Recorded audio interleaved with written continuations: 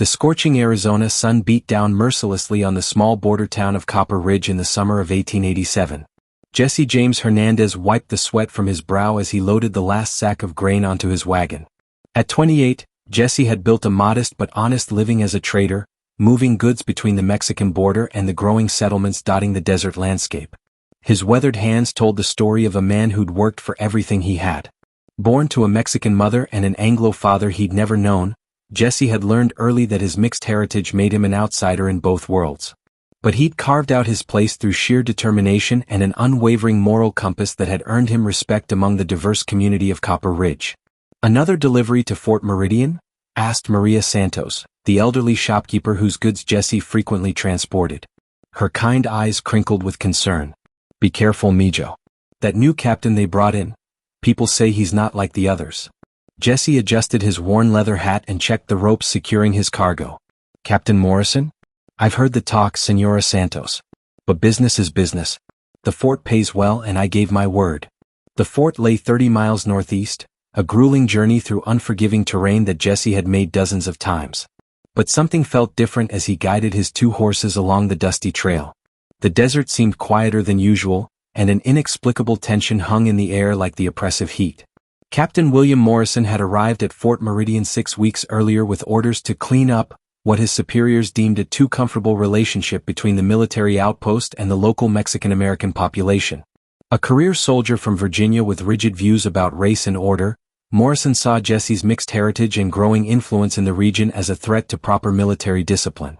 As Jesse's wagon rolled through the fort's gates, he noticed the changed atmosphere immediately.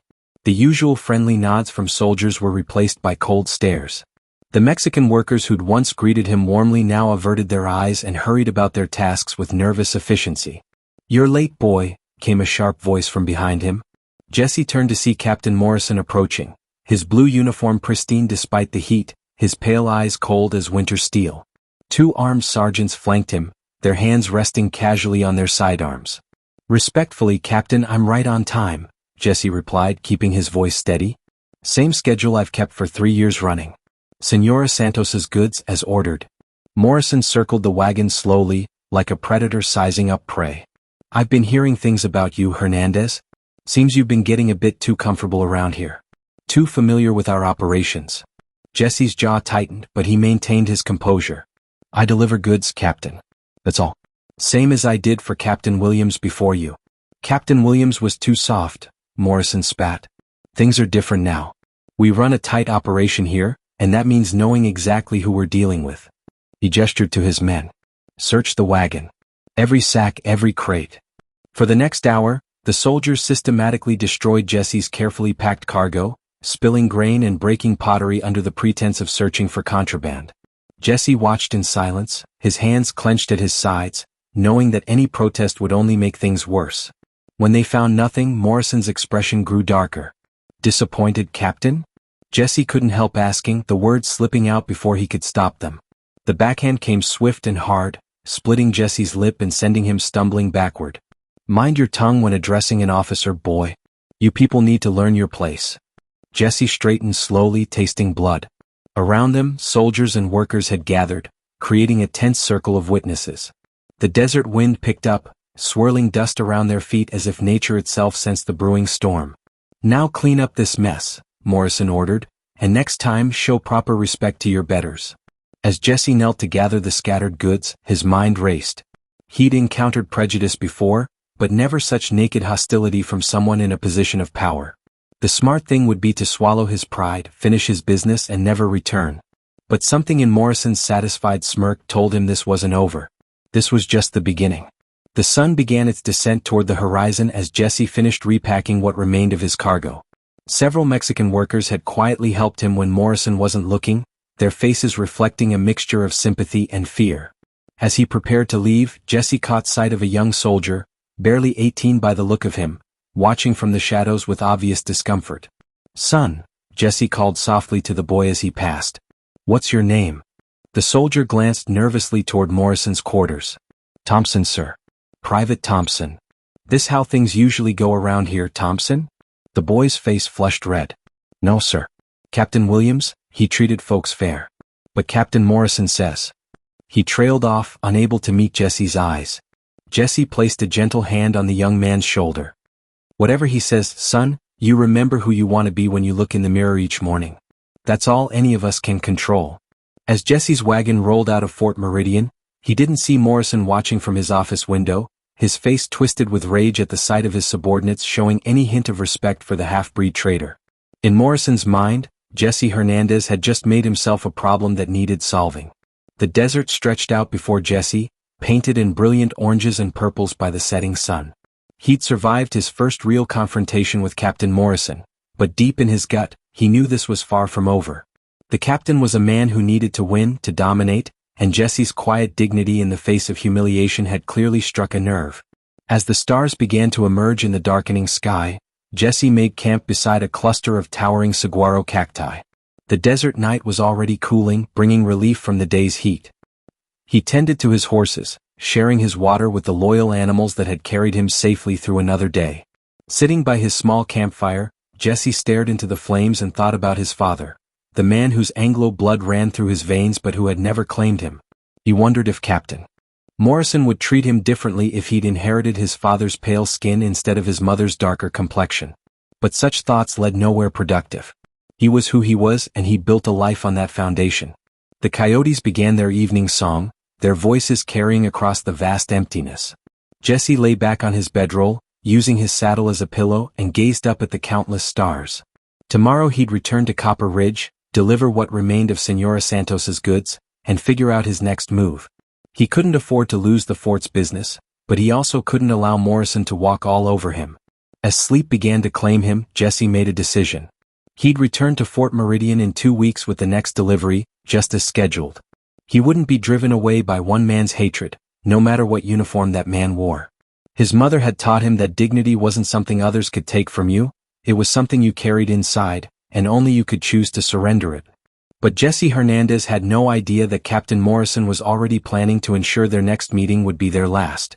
2 weeks later, Jesse returned to Fort Meridian with a wagon full of supplies and a heart heavy with foreboding. The ride through the desert had been eerily quiet, as if the land itself was holding its breath. Even his horses seemed nervous, their ears constantly twitching at sounds only they could hear.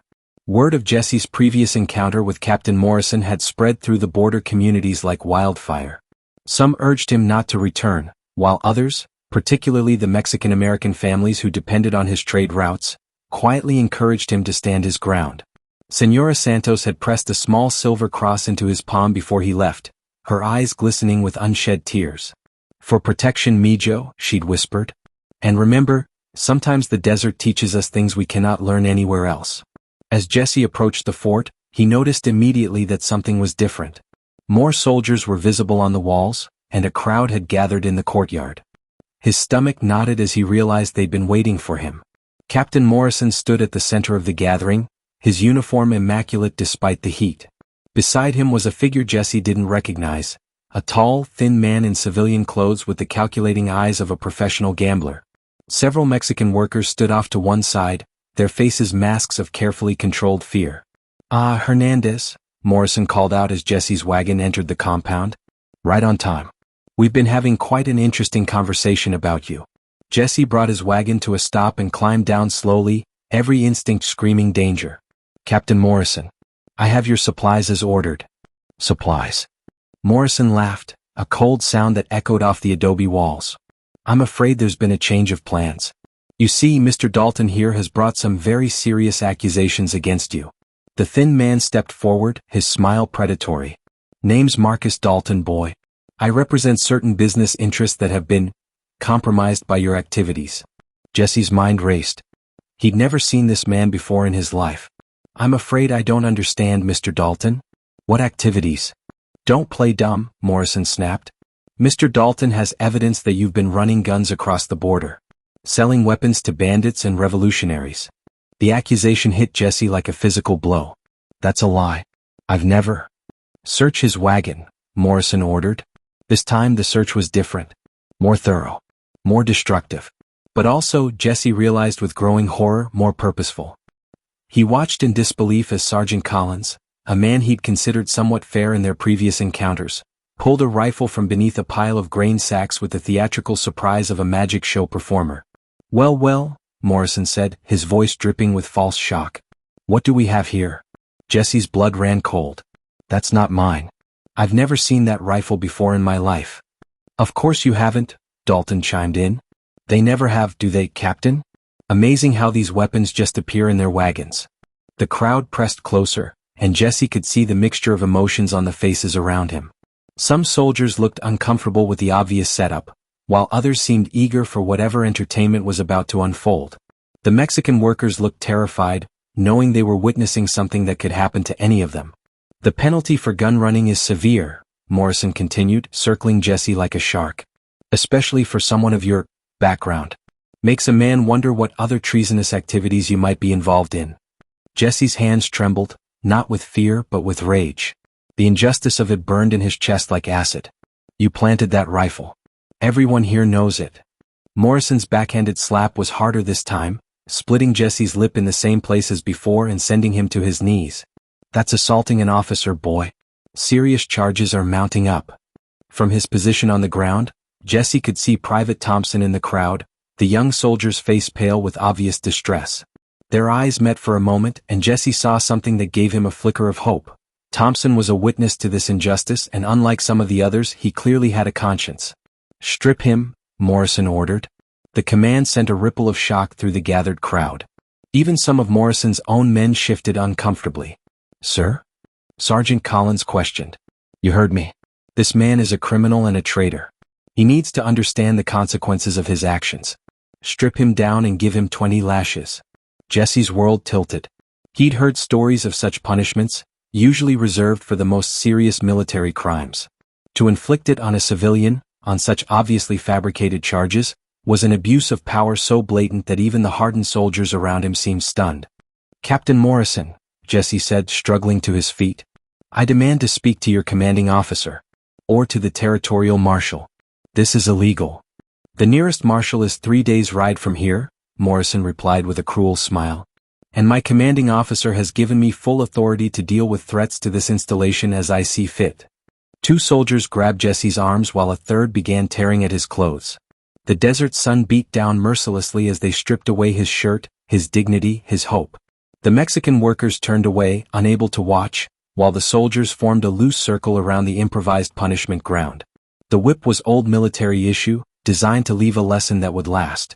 Morrison insisted on administering the punishment himself, each lash accompanied by a lecture about respect and knowing one's place. Jesse bit his tongue to keep from crying out, tasting blood and pride in equal measure. But the physical pain was nothing compared to the psychological torment Morrison had planned for the finale. Now, the captain said, breathing hard from his exertions, you're going to walk home. Jesse spat blood into the dust. Fine. My wagon. No wagon. No clothes. No water. Morrison's smile was the most evil thing Jesse had ever seen. You're going to walk back to Copper Ridge exactly as you are. Let's see how much respect the desert has for your pride. The crowd erupted in murmurs of shock and protest. Even Dalton looked uncomfortable with this escalation. Captain, perhaps. Perhaps nothing, Morrison snapped. This piece of trash needs to learn his lesson. The desert will teach him better than any court could. Jesse looked around the circle of faces, searching for even one voice that might speak up for basic human decency.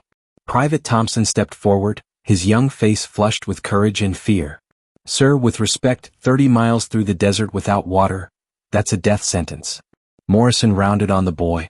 Are you questioning my orders, Private? Thompson's jaw worked silently for a moment before he stepped back into line. Jesse caught his eye and nodded slightly. The boy had tried, and that meant something. As the gates of Fort Meridian opened to reveal the vast expanse of desert stretching toward the horizon, Jesse Hernandez faced the greatest challenge of his life. 30 miles of scorching sand and rock lay between him and safety, with nothing but his own determination to sustain him. Morrison's voice followed him out into the wasteland. Let's see if you make it to sunset, boy.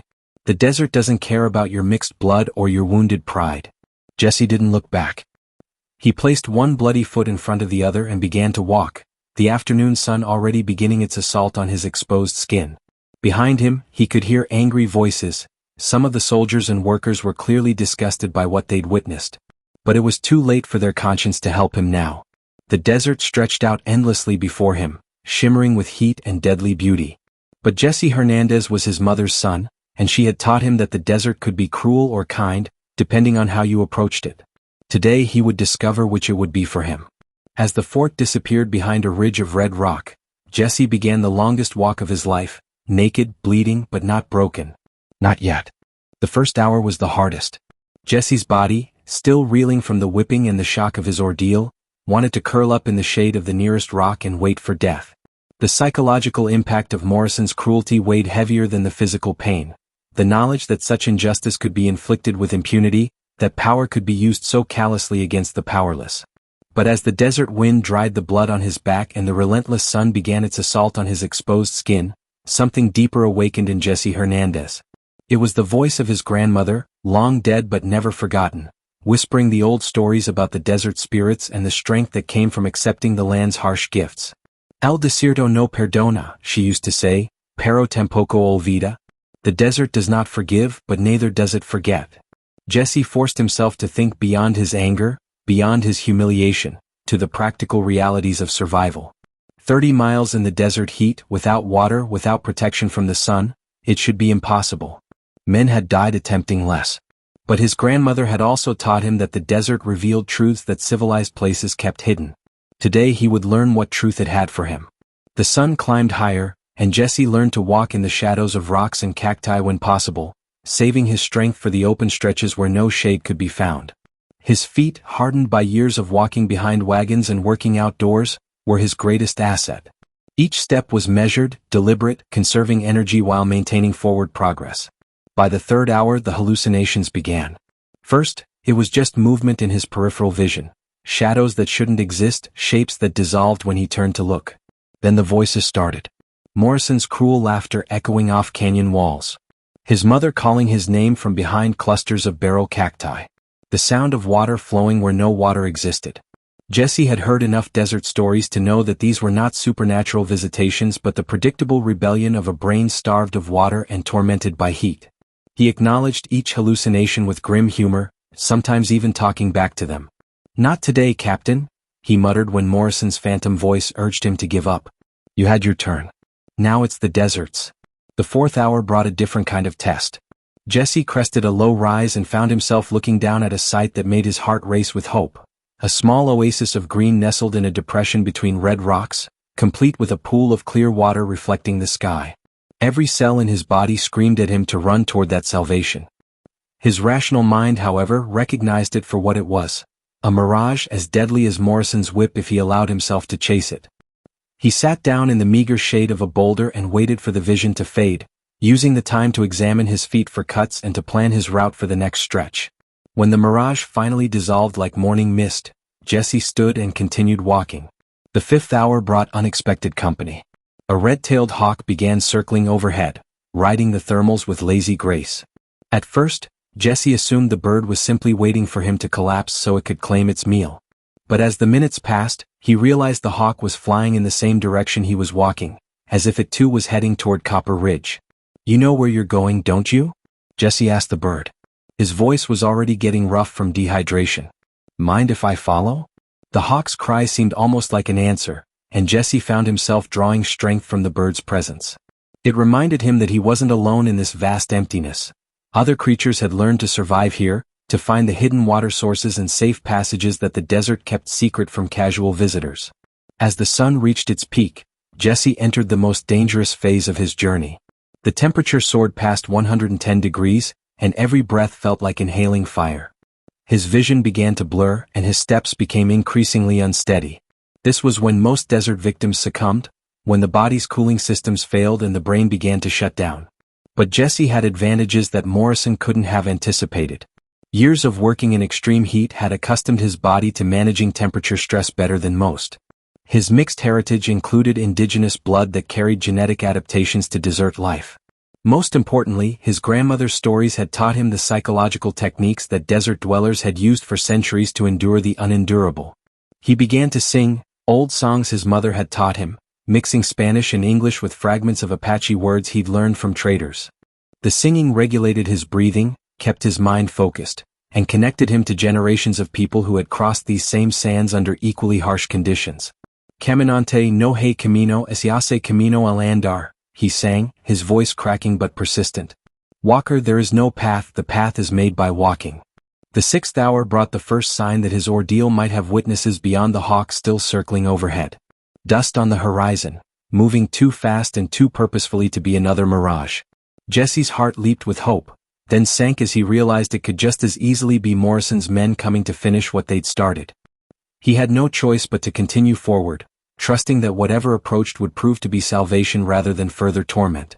As the dust cloud drew closer, Jesse could make out the forms of riders, 3 men on horseback, moving with the easy rhythm of experienced desert travelers. When they were close enough for recognition, Jesse felt tears mix with the sweat on his face. It was Miguel Santos, Senora Santos's nephew, along with 2 other men from Copper Ridge. They'd been riding hard, their horses lathered with sweat, and their faces showed the grim determination of a rescue mission. "Dios mío," Miguel whispered as he dismounted and ran toward Jesse. "What have they done to you?" Jesse tried to speak but found his voice had almost completely failed. Miguel's strong arms caught him as his legs finally gave out, lowering him gently to the ground in the shade of the horses. "Water," one of the other men said, offering a canteen. "Slowly, Jesse. Small sips." As the life-giving liquid touched his lips, Jesse managed to croak out a question. How did you know?" Miguel's face was dark with anger. "Private Thompson. That young soldier rode hell-bent for leather to Copper Ridge as soon as Morrison dismissed the garrison for the day. Told us what happened. We've been riding for 3 hours straight."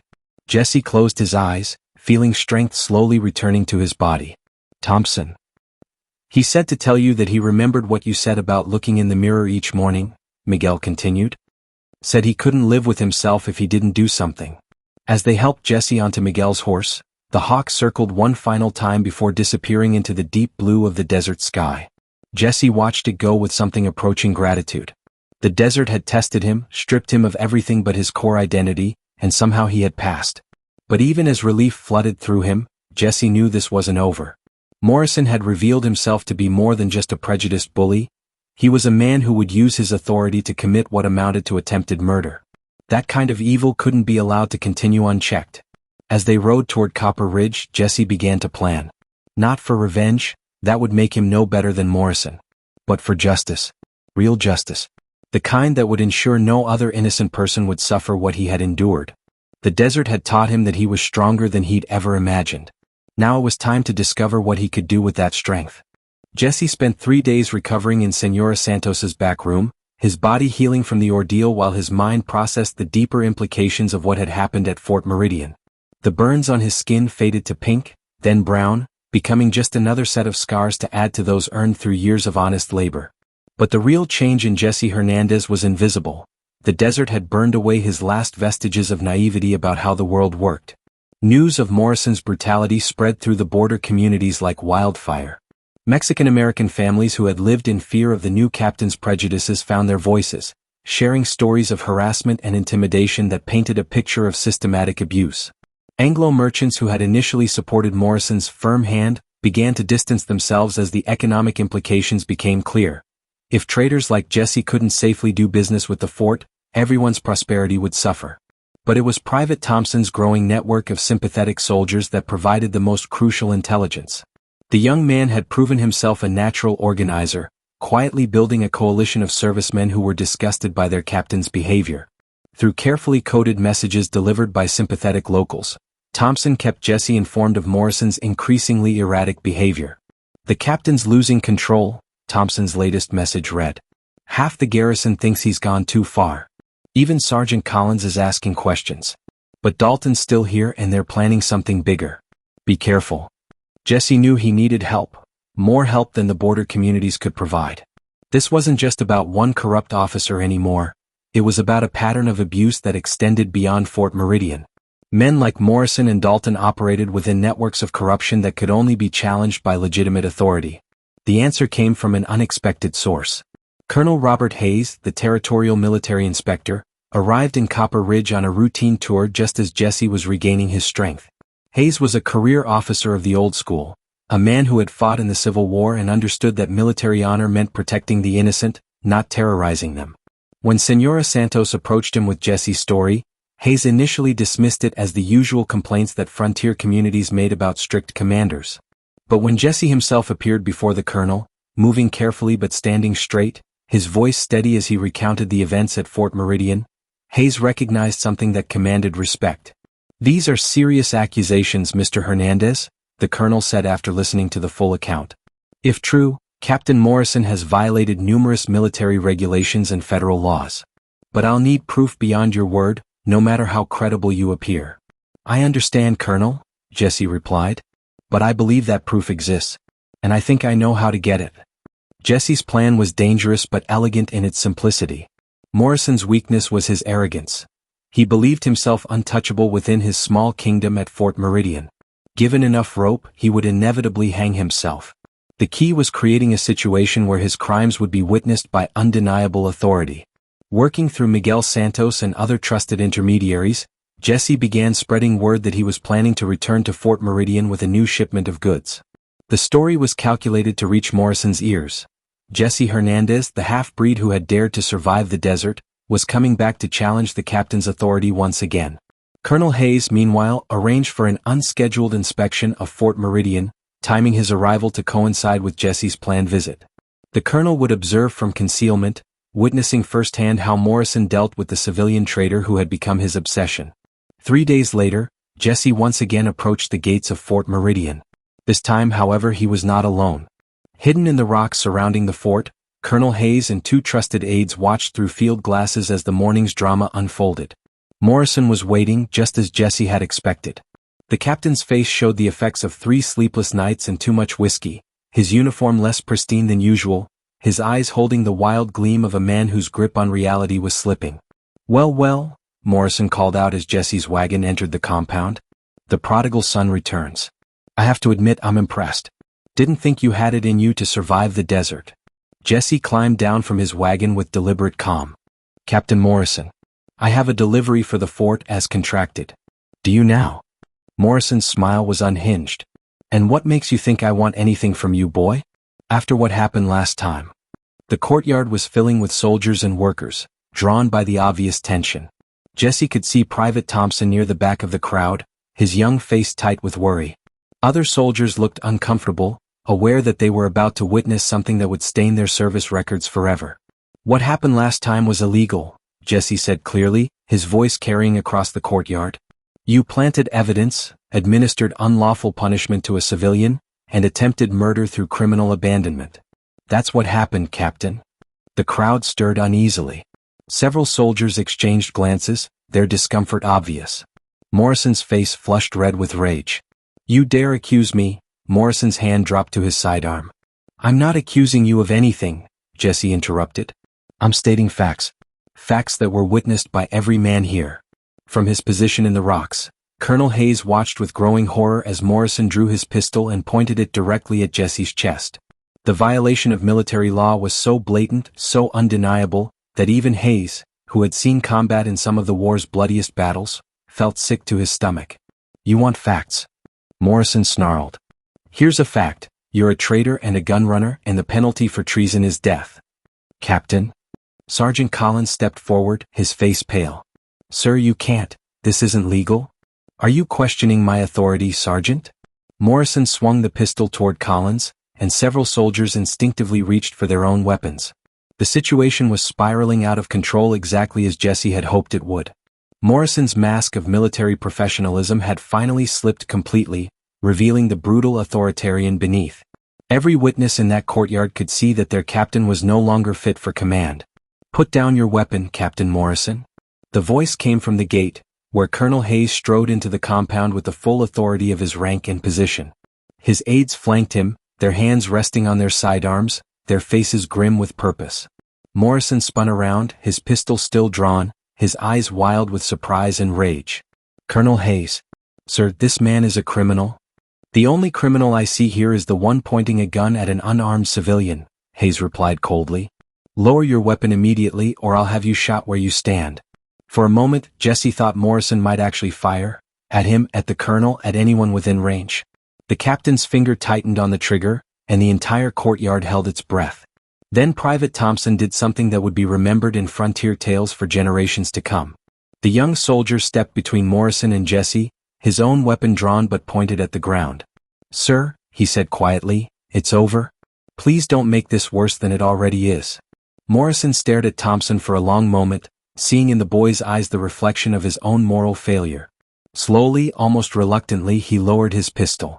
"Captain Morrison," Colonel Hayes announced formally, "you are under arrest for conduct unbecoming an officer, assault on a civilian, abuse of authority, and attempted murder. Sergeant Collins, place this man in irons." As the shackles closed around Morrison's wrists, he looked directly at Jesse with pure hatred. "This isn't over, boy. Men like me, we don't just disappear."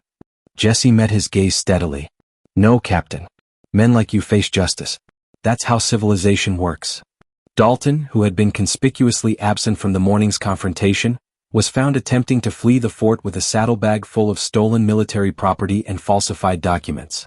His arrest revealed a network of corruption that extended far beyond Fort Meridian, ultimately leading to a territorial investigation that cleaned house at several military installations. Private Thompson was promoted to corporal and eventually became one of the most respected non-commissioned officers in the Territorial Army. Years later, he would tell his own children about the day he learned the difference between following orders and doing what was right.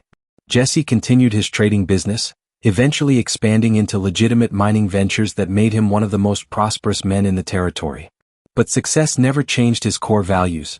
He remained a man who judged others by their character rather than their appearance, and who never forgot the lesson the desert had taught him about the strength that comes from enduring the unendurable. On quiet evenings, when the desert wind carried the scent of sage and the promise of rain, Jesse would sometimes walk out into the wilderness that had nearly claimed his life. Standing under the vast canopy of stars, he would remember the hawk that had guided him, the young soldier who had risked everything to do right, and the moment when justice finally arrived to balance the scales of power. Captain Morrison served 3 years in military prison before being dishonorably discharged. He disappeared into the anonymity of the growing cities back east, just another failed man carrying the weight of his own cruelty. History forgot him as it should have. But it remembered Jesse James Hernandez, not as a victim, but as a man who had walked through hell with his dignity intact and emerged stronger on the other side. In the end, that was the only victory that mattered. The desert had taught him well. Sometimes the greatest strength comes not from fighting back, but from refusing to be broken. And sometimes, if you endure long enough, justice arrives on horseback with the authority to set things right. The story of the half-breed trader who survived Captain Morrison's cruelty became legend in the borderlands. A reminder that in America, at its best, courage and character could triumph over prejudice and abuse of power. It was a lesson worth remembering in Jesse's time and in all the times that followed.